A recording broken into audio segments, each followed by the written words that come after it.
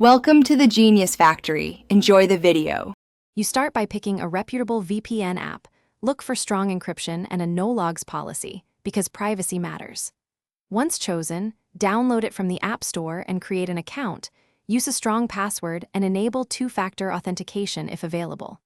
Next, open the app and follow the setup prompts. Allow VPN configurations and notifications so the iPhone can route traffic. Make sure to grant permission when iOS asks to add VPN configurations. Once done, you're ready to select a server for YouTube. Choose a server strategically. Pick a nearby country with access to the YouTube content you want, because latency affects streaming. Then select a fast protocol. WireGuard or IKEv2 are usually best for speed and battery life. Enable features like split tunneling if you want only YouTube routed through VPN, and turn on the kill switch to prevent leaks. Run the VPN speed test, clear the YouTube app cache or restart the app, and confirm the new IP address in settings. This ensures playback will be smoother. Now connect to the chosen server and open YouTube.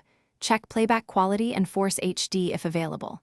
Make sure location services aren't blocking content, and disable any other proxy or DNS apps that might conflict. If playback stalls, switch to a different nearby server or change protocol to WireGuard for speed.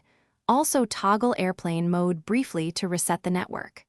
Finally, log out and back into your YouTube account if region content persists.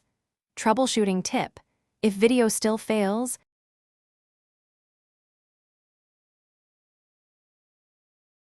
Thanks for watching. If you found this helpful, don't forget to like and subscribe.